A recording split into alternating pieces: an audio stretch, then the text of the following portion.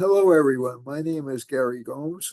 I'm a Vedic astrologer with about 30 years experience in Vedic astrology, more than 30 years. And I'm going to talk to you about Vedic astrology, how it's impacting the world and how it's impacting your lives. We have some interesting configurations happening this week, and I'll go over those with you. I'll also review some past events. And this was basically activated in my mind. I don't want to use the word, another word for that, by a student of mine uh, who stated he'd never seen the world quite so upset across international lines as he does currently. And I think I tend to agree. I agree with him, but I grew up in the 60s, and the 60s seemed to be really, everybody was ticked off at each other. Plus the fact that we had a Cold War on, and a variety of other things. So without further, we had real threats, going on around that time. And so let me pull up the screen, and we'll look at it and see what it tells us about this coming week and what it tells us about the next few months in particular. So let me just pull up the screen and show you what's happening today. I'm recording this at a little bit later than the screen is showing. Oh, by the way, I don't, just to, in order to let you know, I do readings. I do charge for them. You can call me at 508-525-0001 to get prices, or you can call me, or you can email me at garygomesg@gmail.com. You can also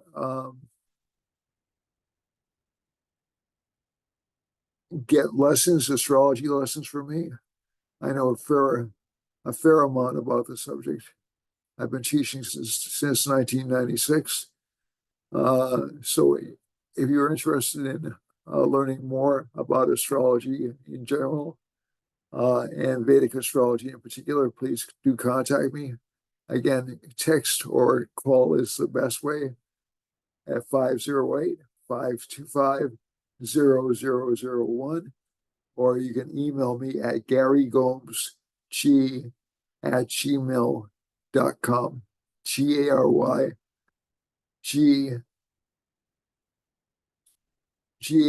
excuse me, GARYGOMESG@gmail.com. All right. So let me pull up the now chart for what's going on right now as we're speaking. This is the second time I've actually done this chart. I'm going to pull it up 3 times as I normally do, just to make sure you're seeing it on Zoom. Just go second time. And we're going to pull out some earlier charts from earlier years to give you an idea on why I think this is not such a different phenomenon than what we've experienced before. It's a little bit more intense, or emotionally a little bit more intense, but the 60s were pretty emotional too. And just go back here. And people tend to forget that. So let me just see here. Trying to get stopping the share again. And third time's the charm for me. Share it. All right. Third time's my trust level. It's also a Jupiter number, so hopefully that helps us out a little bit. Okay, so looking at this chart right now, the most telling part, there are two really telling parts about this chart. One is that Mars has just entered, has left Capricorn. It was at its highest exaltation point in Capricorn a few days ago, like early last week. And I don't know about any of the rest of you. I felt like a real burst in energy, and it kind of disappeared around Wednesday of this week. And that happens when a planet changes signs. And also, this started a little bit earlier this week, but Mercury's in Pisces, and is the Lord of the first house. Also, a third thing, and this is a somewhat unusual phenomenon, and you'll notice that Rahu doesn't have an underline underneath it, okay?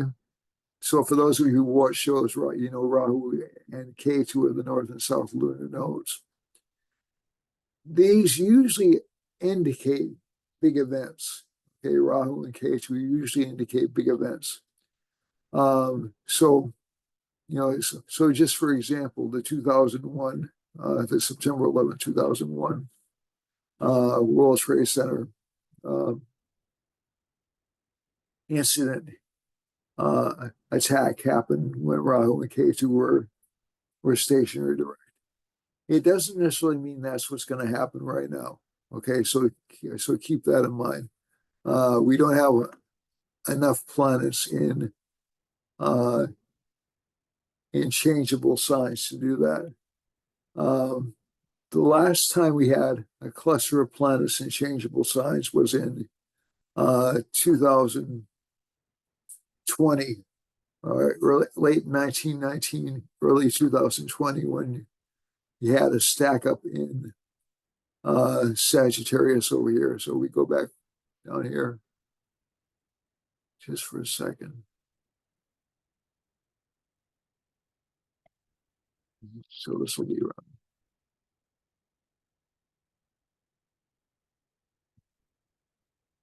I'm just going to show you this chart. Just 1 second.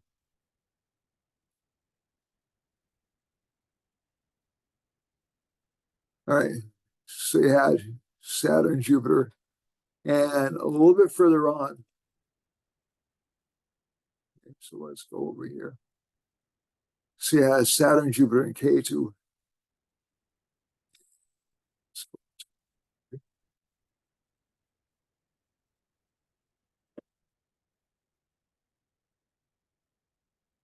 Okay, so you have malefic planets in conjunction with Ketu. That's not going to happen for, oh gosh, at least another couple of months. Okay, so don't worry. And again, I'm not really seeing anything quite like that happening this year. I think where we're seeing K2 do some damage is in flus. We're seeing an increased, an uptick in COVID cases, things like that.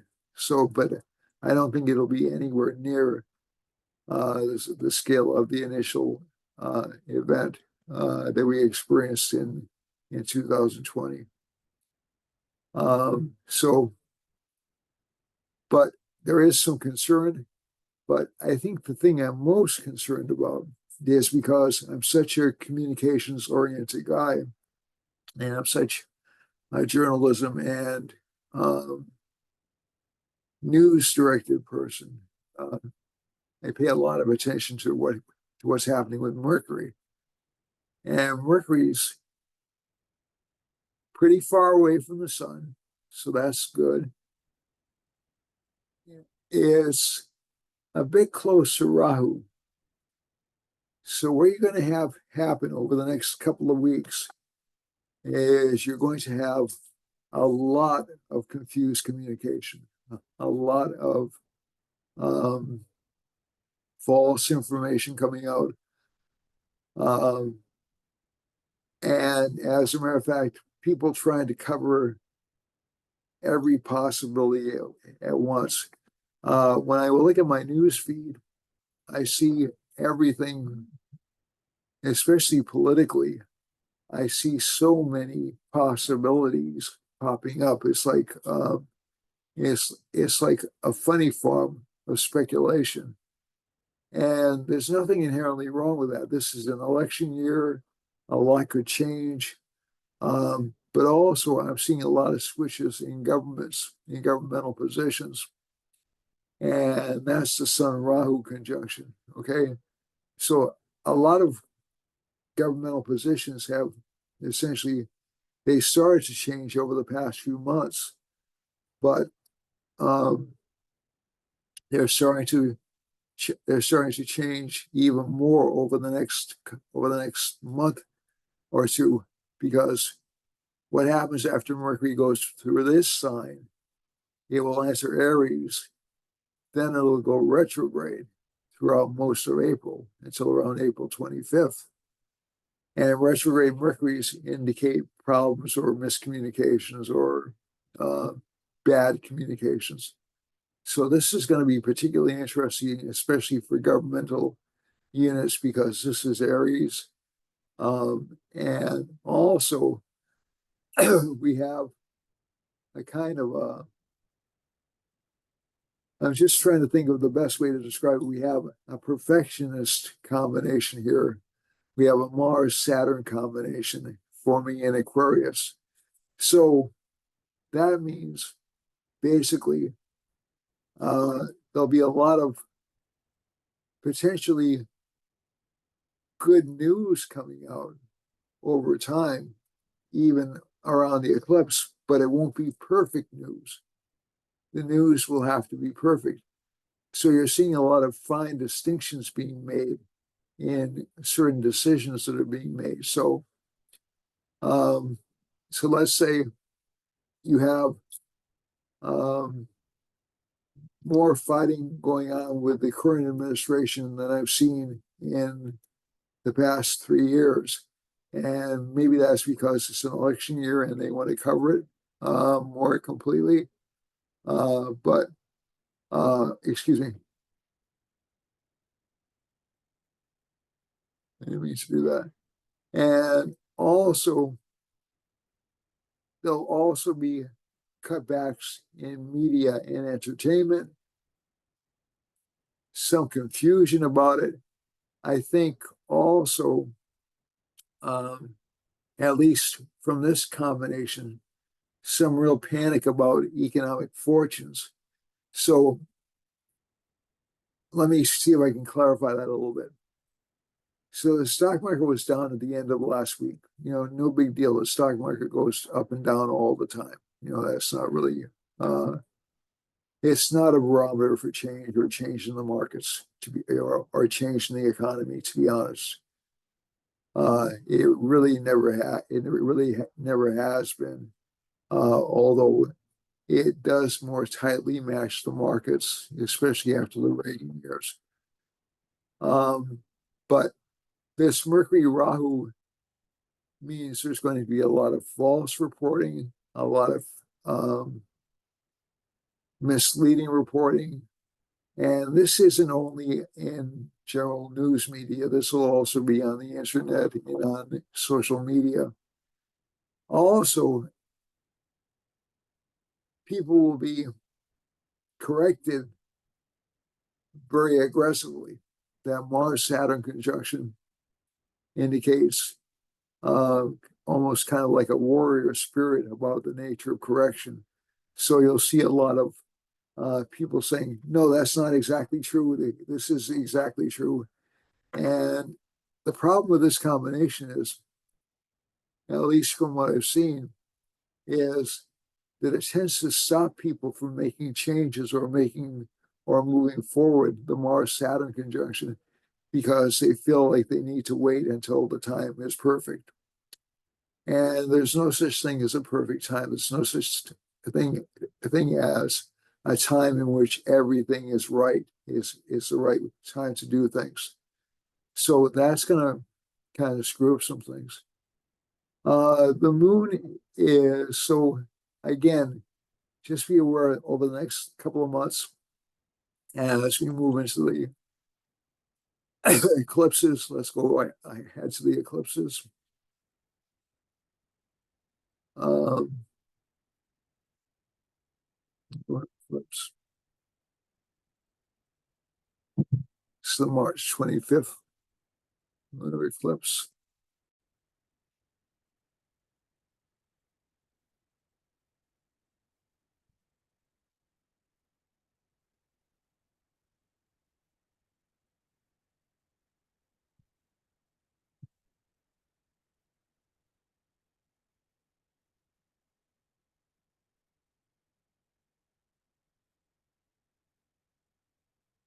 So the lunar eclipse will still be when Mercury's at a really strong debilitation point, and it's about to change signs.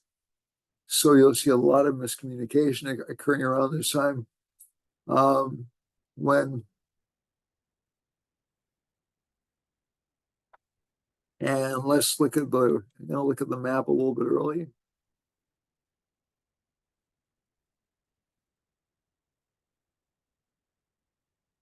Yeah, I hate when it does this, but let me try it again.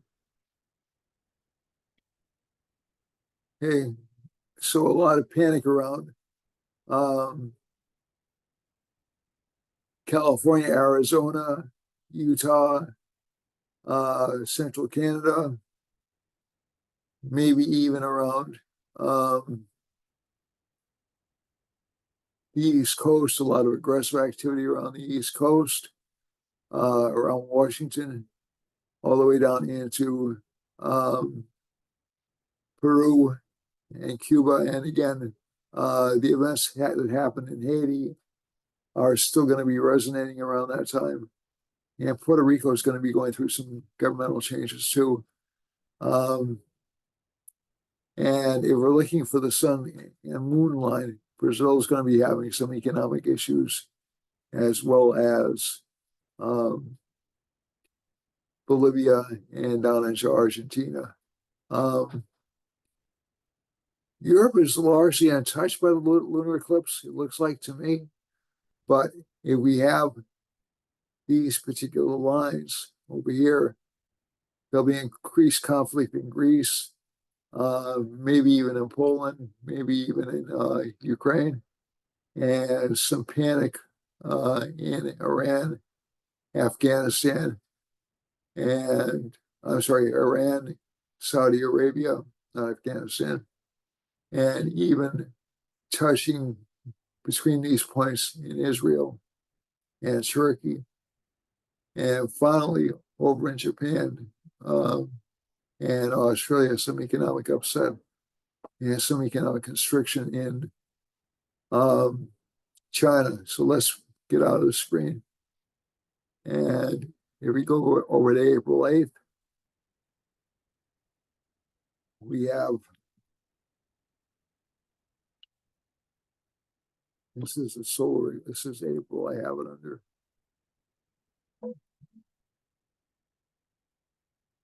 No,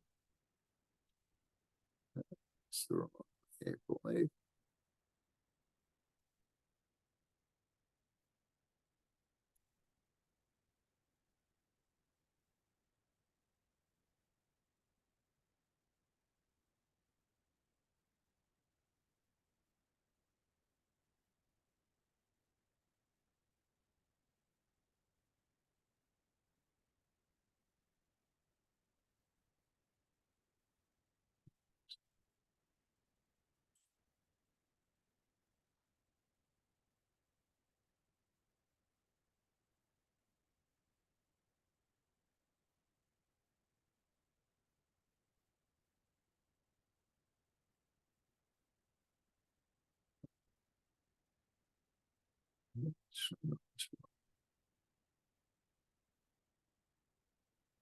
All right, actually, it's the right date. just put the wrong header. Right. Okay. All right. All right. So April 8th, we have Venus moon. So there'll be panic in the entertainment industries, also in the beauty industries, also in terms of judicial systems. And I think one of the things we're seeing right now, I'm going to go back to the now chart. Oh, and let's go back to the astro mapping. So a lot of panic on the West Coast, especially California, Oregon. And this is the band of the eclipse right here, okay?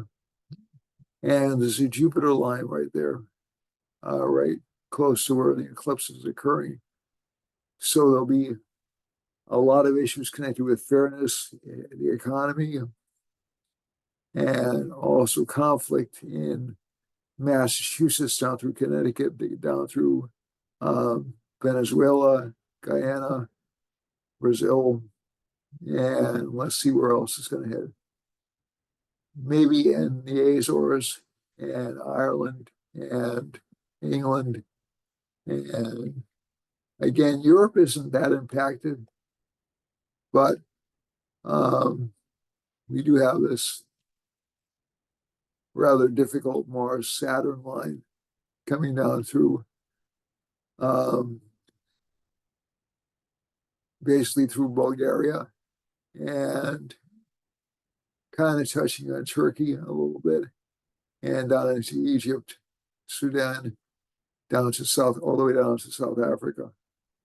So these are the areas, and we have a Rahu line going through Iran. So Iran maybe start panicking a little bit, acting rashly, and some fighting or aggression in China or close to Taiwan, and maybe some governmental scandals in Australia, Japan, and maybe even conflict in Indonesia. So we're seeing a lot of, I would say, economies being hit during these two eclipses. That's not my desire, but I think that there'll be a lot of misrepresentation about what the economy is doing during that particular time. So that's something to keep an eye on. The one thing I did want to do is look quickly back at 1963, 1965, and 1968. So this is when the United States was in a 7.5-year period of Saturn. So essentially, the United States is going through the same transit now. It went through the same transit in the 1990s, okay? So the 1990s actually brought through that that kind of rebellious spirit.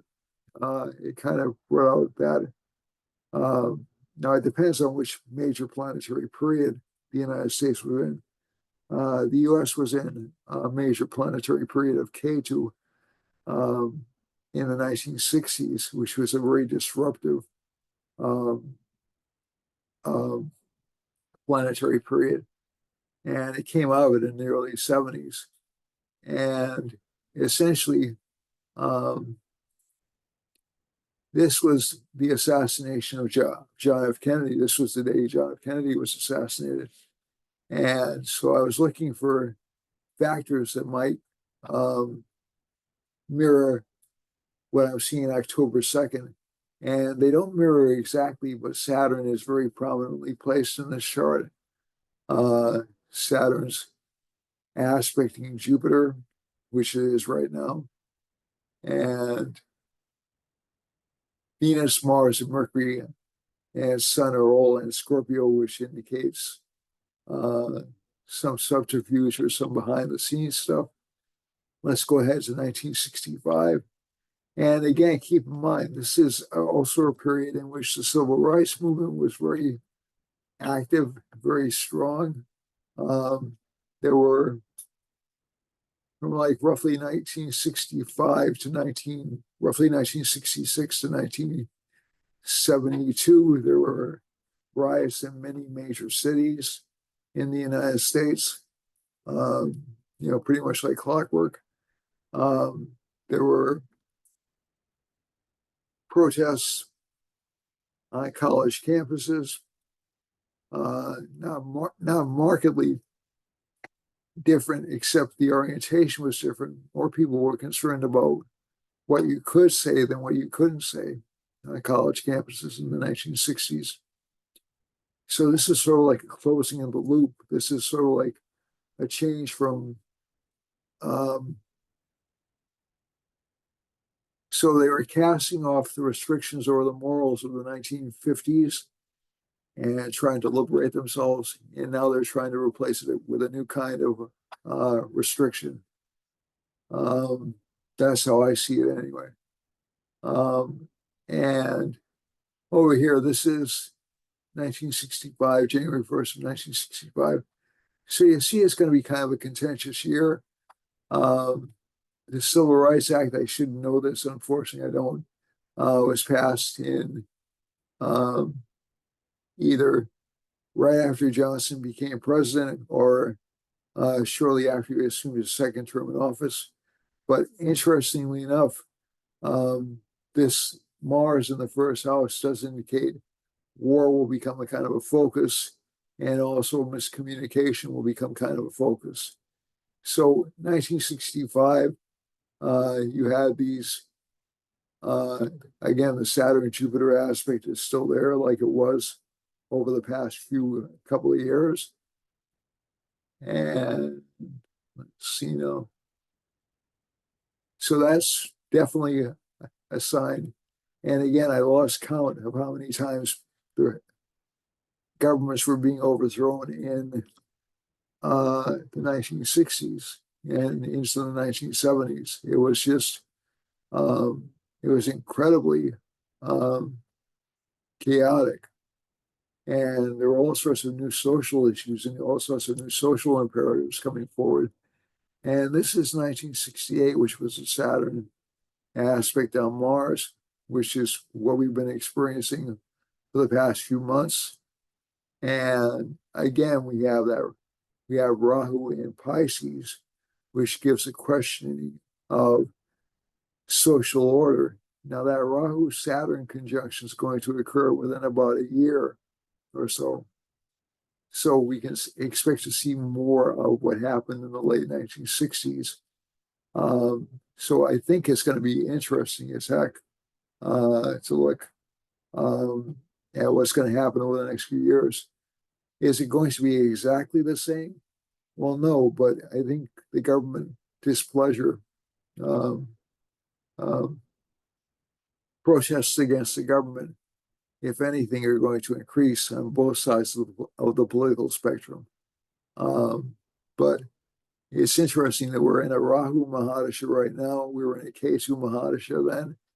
So Ketu was more in terms of freedom, freeing oneself from material concerns, more concerned with essentially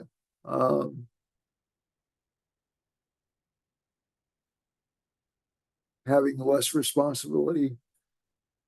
Rahu is going to be concerned with having more access to control, and it will be elusive. And it probably won't fix itself for about another 8 years or so. But I think that when you're looking at this particular time, it's certainly every period is unique. What every period has that goes in the past.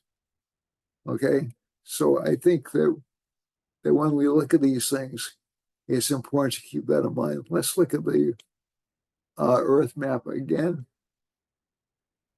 for right now, and then I'll get on to the actual predictions by sign. Okay.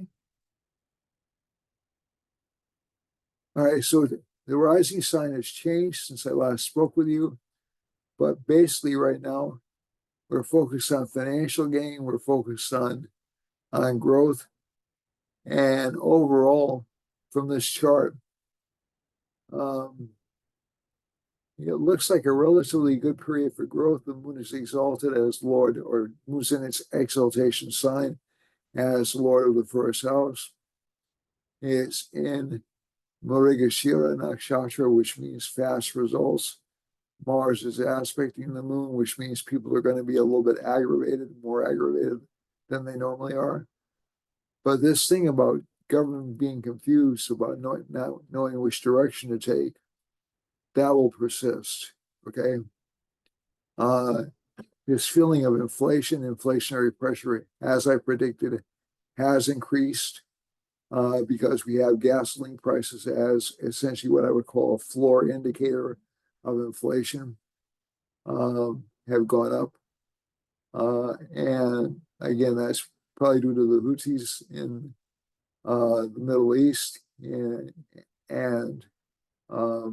the Israeli-Hamas conflict, and also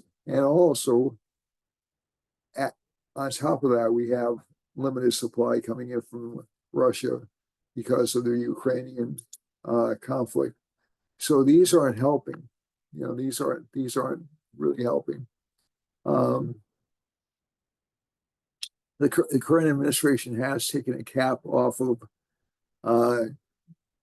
drilling, but that always takes a little bit of time to get going. And so again, this is sort of like the pragmatic side of what the current administration is doing.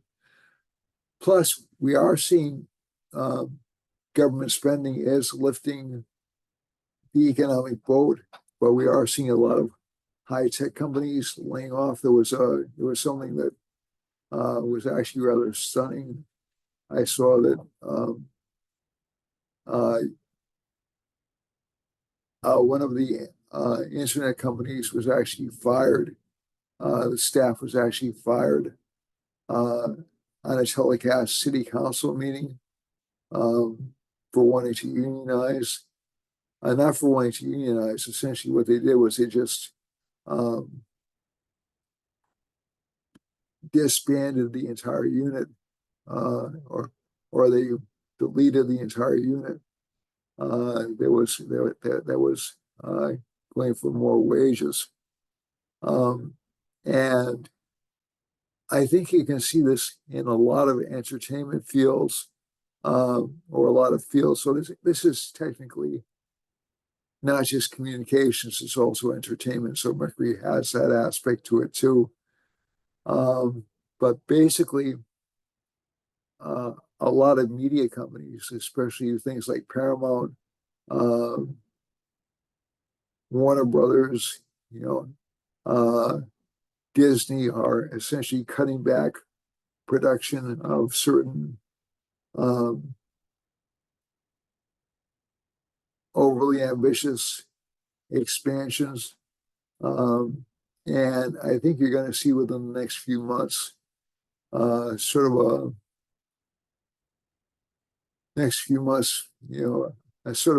a decline in available streaming services or consolidation, because essentially folks overestimated the vitality of the market.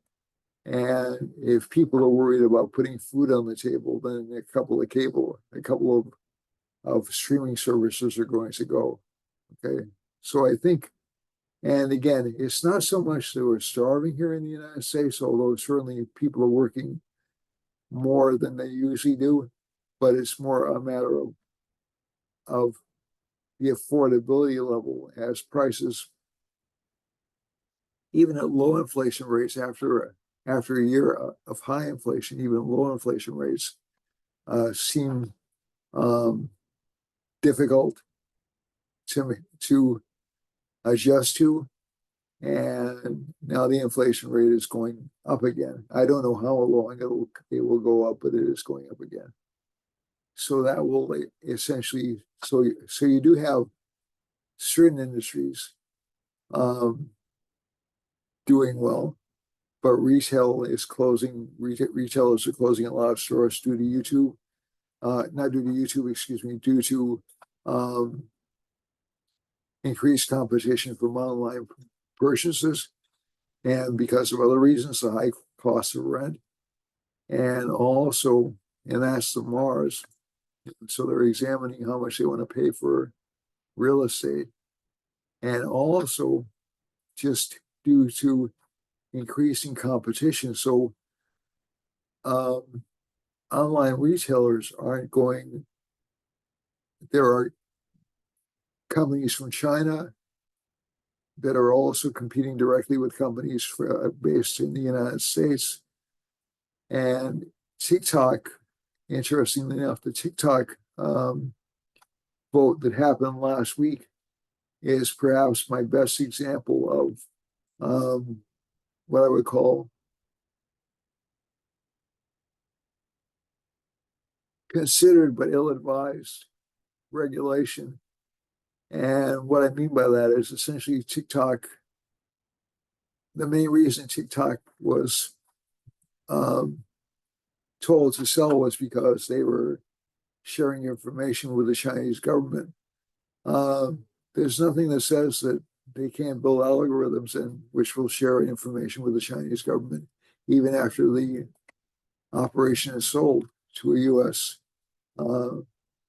Competitor. You know, there are so many ways to feed off information nowadays.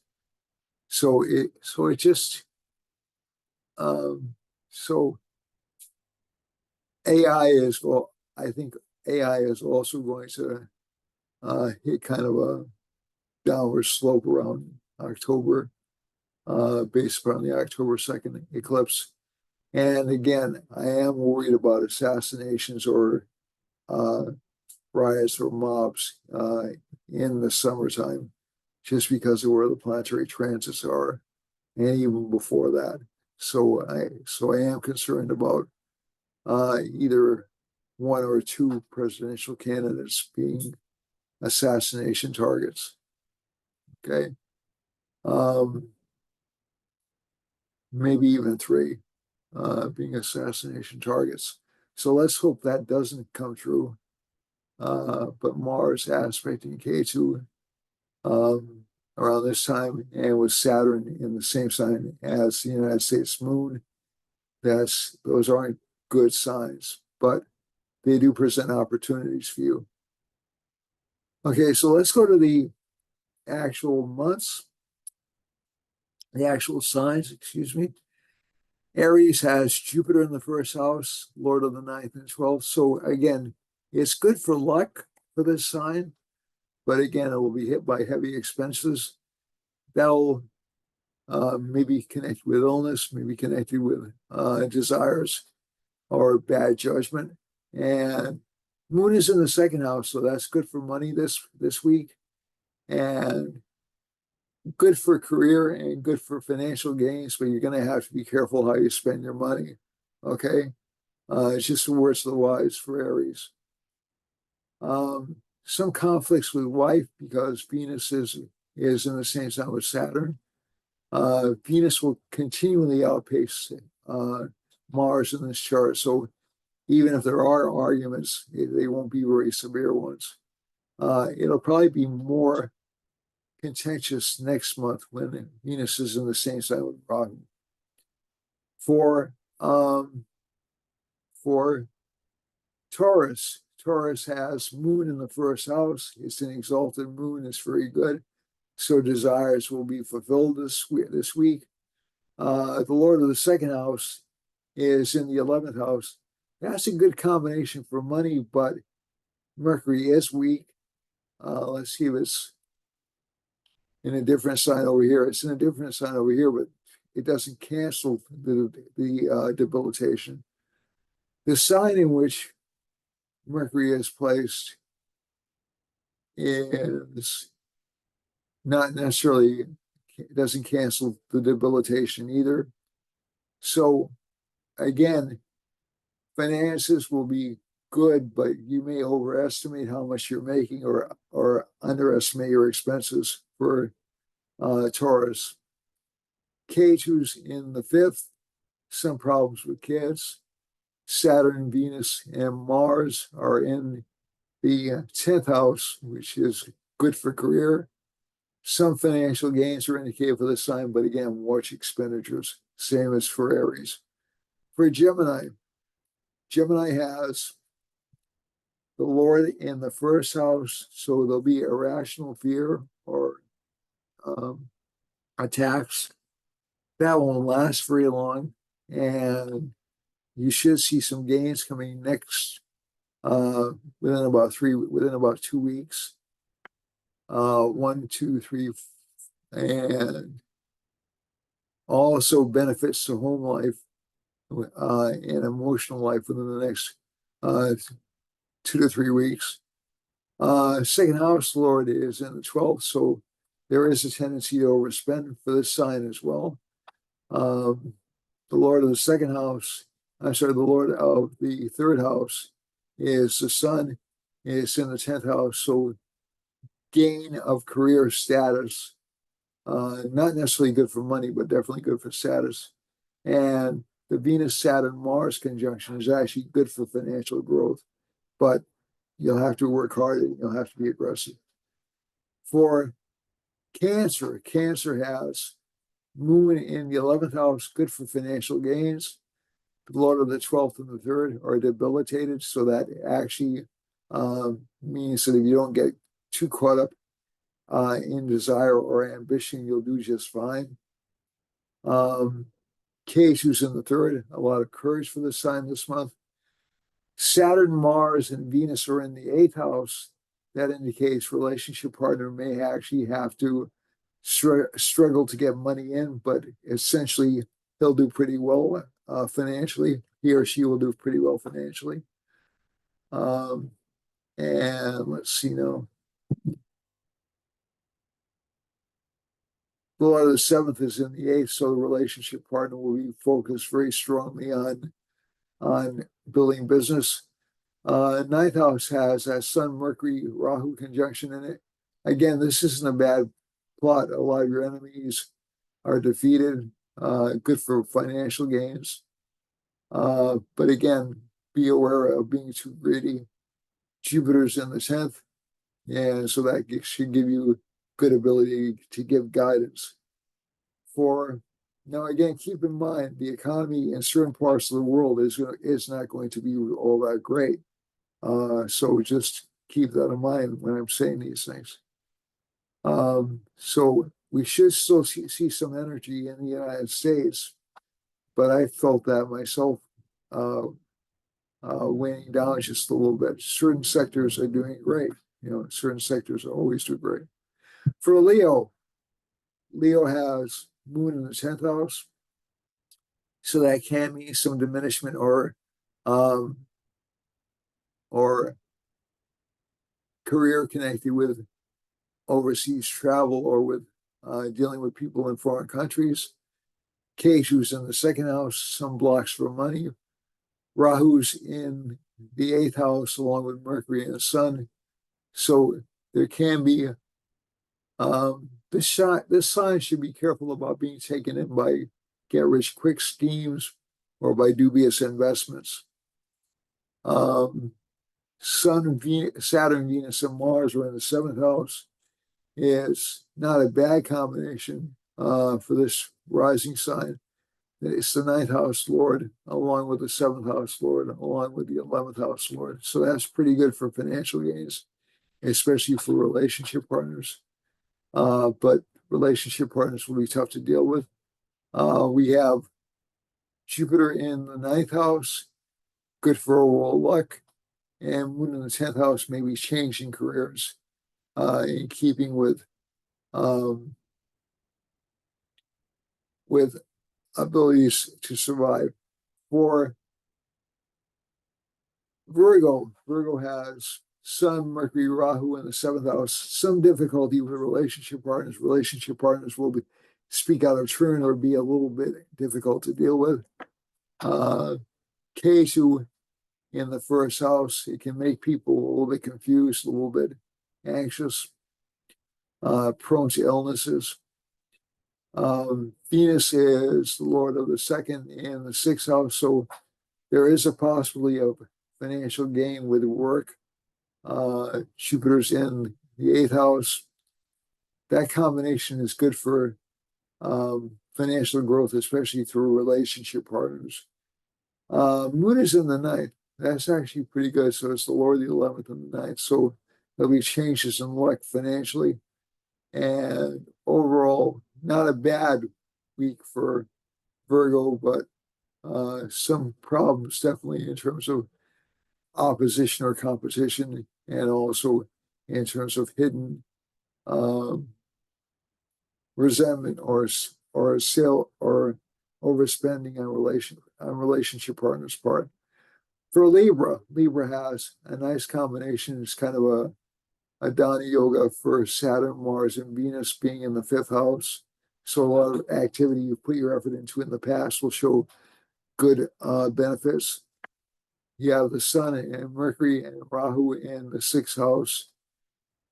Good idea not to take advice from people in higher positions. Some minor problems with the government, but not really major.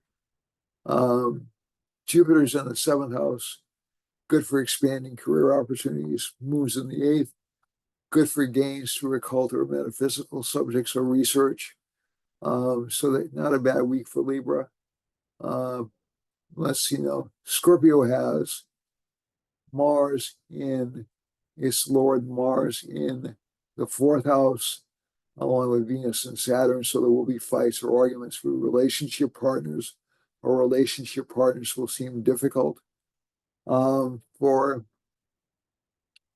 Sun, Mercury, Rahu, fifth house. So some frustration with getting some tasks done that you want to get done for a while. Jupiter's in the sixth. That particular so you have to work and actually have to be present in order to get your goals accomplished. Moon is in the seventh house. Not a bad placement. Relationship partner actually does well this week. And K2, don't trust friends. Don't trust. There'll be theft on the part of friends. For Sagittarius, we have Sun, Mercury, and Rahu in the fourth house.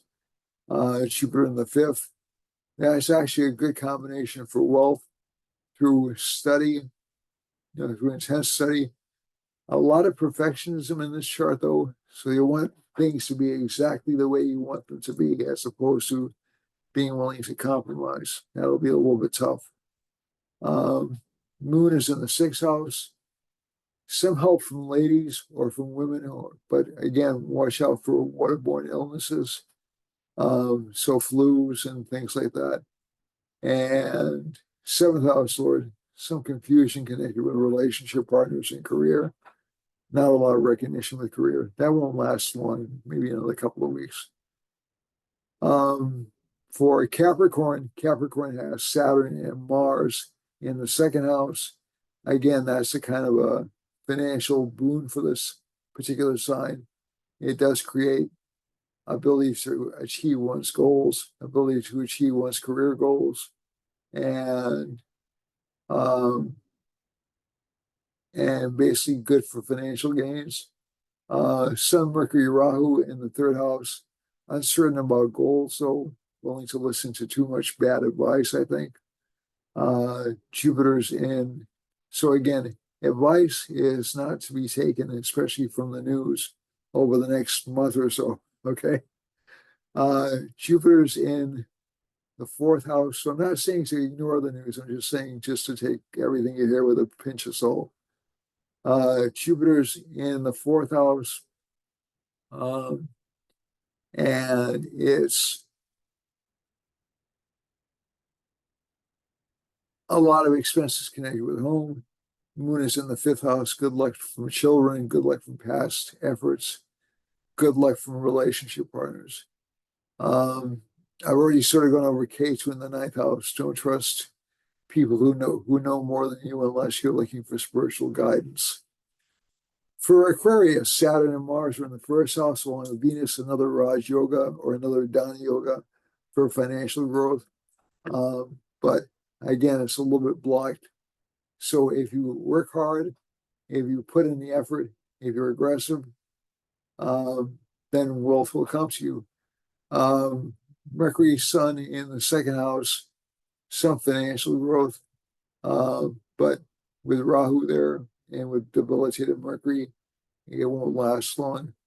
For Jupiter in the third house, this sign will be very polite, moves in the fourth house, more peace of mind at home. Ketu's in the eighth, more research and spiritual studies for this sign. For Pisces, Pisces has Sun, Mercury, and Rahu in the first house, Jupiter's in the second. I think with this particular combination, you have a good chance of finally getting some financial growth, but it will be obstructed or delayed. Moon is in Taurus, so that's good for financial benefit. And let's see now. Ketu's in the seventh house, relationship partners will be difficult to understand, or business partnerships will seem to be a little bit dicey and non-communicative. With all these planets in the 12th house, you do have to watch out for expenses. So you can probably, if you can delay or put off expenses until Venus changes signs within about 2 weeks, I would do so. Within about 2 to 3 weeks, I would do so. Now let's go to the time-space chart for this particular rising sign. So we do have a Mercury Rahu. So there will be some kind of government scandal in Hawaii, or some kind of land scandal in Hawaii coming really, really strongly. And it'll make the news. There is a Mars moon line passing over, right over, it looks like close to Oklahoma, close to Utah. And I'm sorry, that's not, is that Wyoming? I apologize, that's Wyoming. And close to Arizona, okay? So this part of the country should have some conflict or some financial growth, but also some conflict connected to it. There's a Moon-Venus line, so it indicates some fighting along the border. This moon line goes all the way down to Mexico, all the way through close to Nicaragua, and close to Peru and Ecuador. And there's a sun line going through. So I'm expecting to see a lot of attention focused on Chile, Argentina, and even some governmental scandals coming out of Argentina, and some protests coming out of Guyana, Venezuela, and a lot of news coming out of the East Coast. Governments will be under attack or under scrutiny, roughly between Ohio and Florida, and actually down into Cuba and Panama, and also Ecuador. If we go over to Jupiter's just touching the outside rim of Brazil, so expect some kinds of judicial scandals in Brazil, some economic restrictions. And we have a Mars line running close to the Canaries, I believe that is. And let's see, 2, 3, I think it's the Madeiras now. Oh no, is that Cape Verde? I think that's Cape Verde. And over here, we have Morocco and the Ivory Coast kind of getting involved in some water issues, also some fighting on this side of Africa. And there's a moon over France, over Nigeria and all the way down towards Little Gabon. And so that indicates to me changes in government or popular not popular uprisings, but popular protests in England, France, Spain, and this entire stretch down here. There's a Saturn line also intersecting, but it's really not intersecting until somewhere in the middle of the ocean. So I wouldn't worry about that too much. Governmental changes in Norway, Germany, or governmental reforms. Algeria, Congo, and also some governmental disruptions, some trade disruptions in Eastern Europe, Poland, all the way down through Central Africa and down to South Africa. So I'm expecting some economic problems down there. Jupiter and Rahu encompass Turkey. As a matter of fact, there's a Rahu line, so there should be some governmental scandals in Turkey because it's close to Ankara. And also some governmental scandals up by the Ukraine, which isn't surprising. Morocco is going to have, I'm sorry, Madagascar is going to have some legal issues come up. And finally, Mars, and let me just go back over here. I didn't want to forget about Haiti.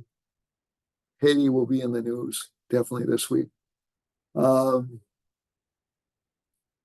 There's a Jupiter line intersecting over India and Pakistan. I'm sorry, Pakistan and Afghanistan. And there's a Mars line in Western India. So there could be some border conflict between these three countries. There's a Venus line. So flooding in India, not an uncommon event this time of year. And there's a Saturn line running through Eastern India. So some problems between China and India and Ladakh and Bangladesh. And finally, when we get over here, we see this moon line, this rather large moon line coming up. So this will shine a spotlight on China.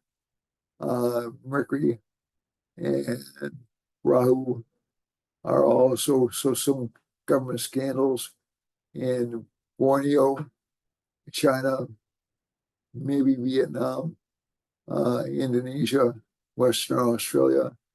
And finally, a Jupiter line goes through Eastern Australia, along with a Mars line. So there may be conflicts in Tasmania. And finally, we have New Zealand, which has a Saturn line. So we're creating economy there. So that's it for this week. I'm happy to be with you every week. Don't forget to subscribe, like, and share. And I am planning on having some additional guests over the next few weeks. I know I've been promising that for a long time, but I really, really mean it this time. And that's it for me for this week. I love you all. Take care of yourselves. Remember, every problem represents an opportunity. So don't be afraid of the future. Rather embrace it. Okay? Change is always good. Bye-bye, everyone.